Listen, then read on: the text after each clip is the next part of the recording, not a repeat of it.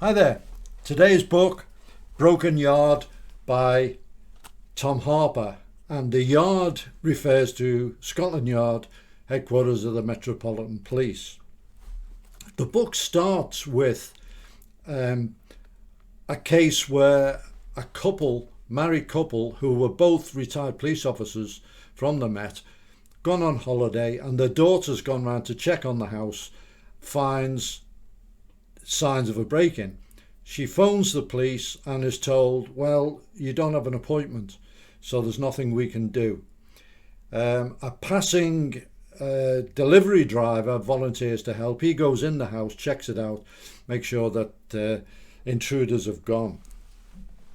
So the author makes the point that the new emergency service is food delivery drivers.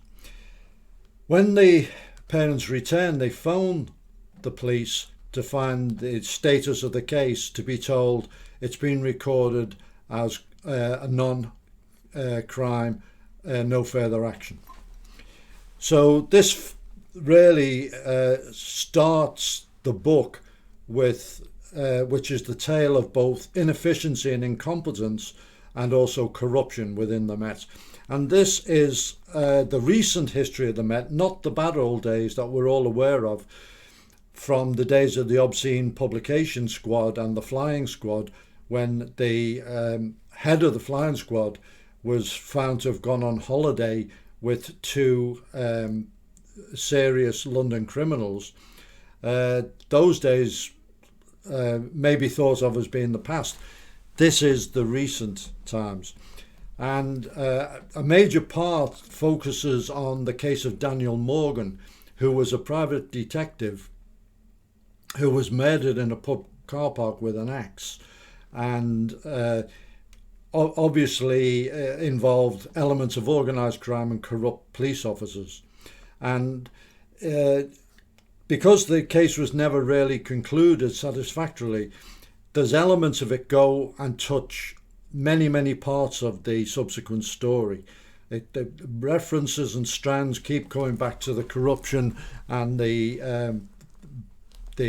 underhand dealings and the incompetence around that particular case. The Stephen Lawrence case is prominent, and I won't go into too many details because I previously reviewed a whole book on the case, but the significant part is that the Met was found guilty of institutional racism as a result of it. And the treatment of Stephen Lawrence's friend, who was with him when he was murdered, Dwayne Brooks, is absolutely appalling.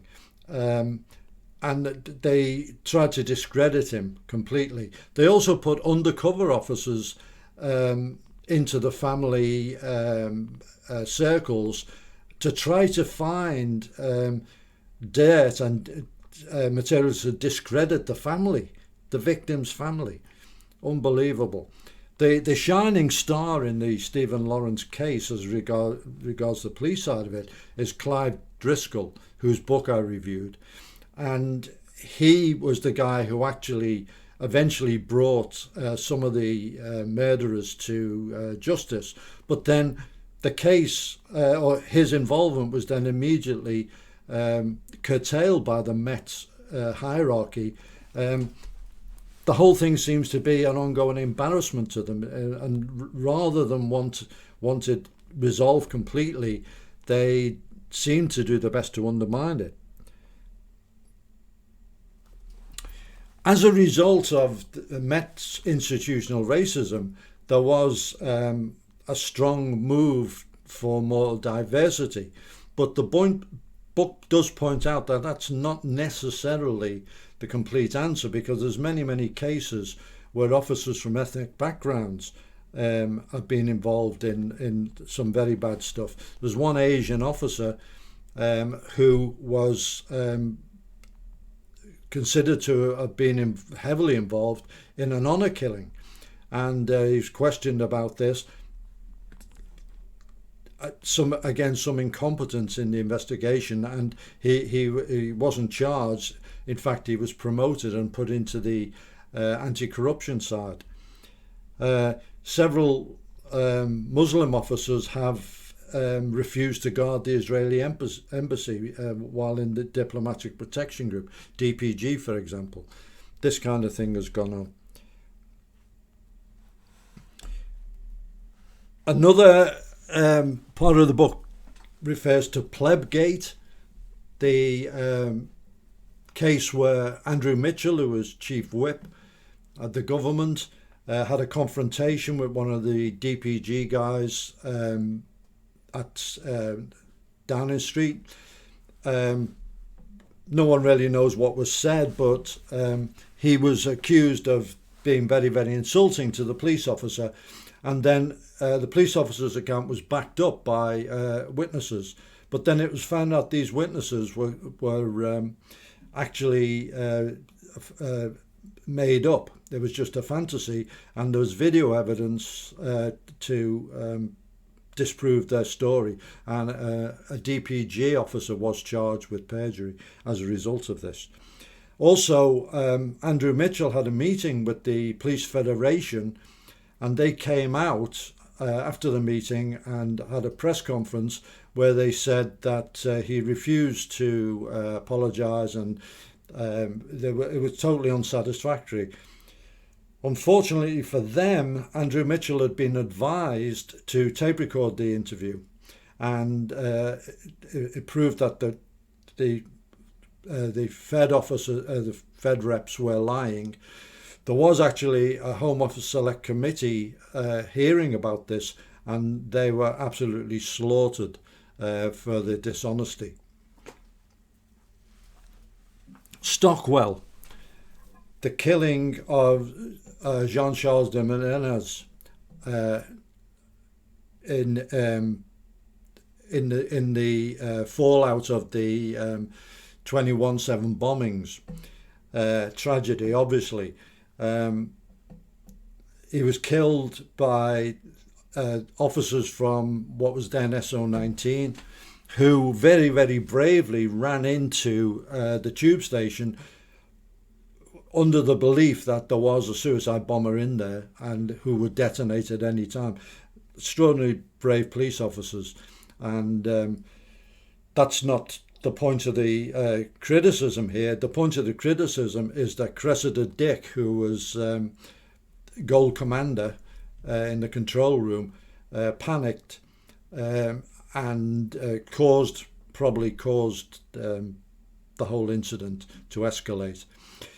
And strangely enough, the tapes disappeared, and that's never really been explained what happened there. One of the other things is it's been pointed out that the Met no longer holds detective training courses. It was something that they were very proud of. People were actually trained to be investigators, to run interviews, to gather evidence, this kind of thing, put a case together. That's no longer done, and people can be put into the detective service with very, very little experience, coming from managing a supermarket or something like this. And the failure of this is that one of the biggest black marks in recent Met history came with the so-called paedophile inquiry, which was instigated by the character known as Nick, who came forward at a time when such things were heavily in the news in the wake of Jimmy Savile, who was probably the biggest paedophile / rapist in our history, who died without ever being held to account for it. He came forward with tales of very, very high level government, military personnel involved in not just paedophile sexual assaults, but murder. And the Met lapped it up. Now, the old style detectives who used to run the training courses had various principles, including don't believe what you're told by the suspects, by the witnesses, and by the victims. Don't take it on face value. Verify it. And it can be summed up by two words: prove it. Anything that is told to the detectives has to be proven, verified. Well, and that was just right out of the window with this tale that Nick told. And it could have all been checked if they'd have just talked to his mother, for example.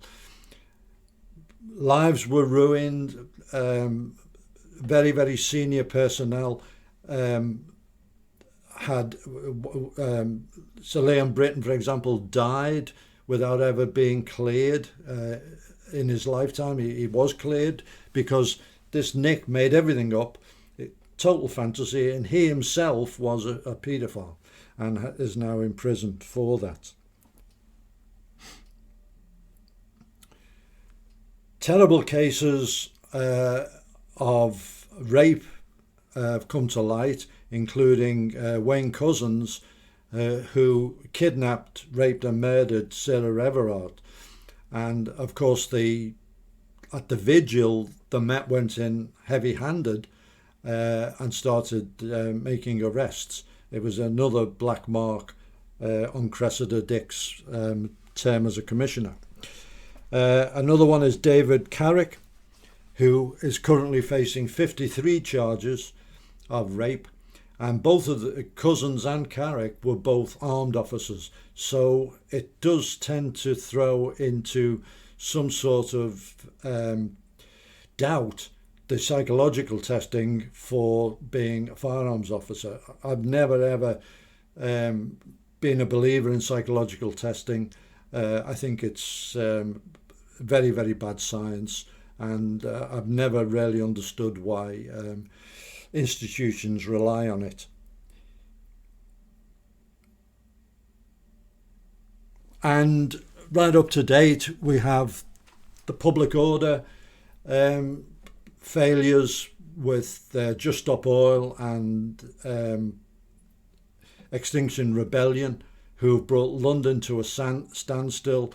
It's not in the book, but very, very recently we had the Albanian Independence Day, where the Met just stood by helplessly and watched as the whole centre of London was brought to a halt.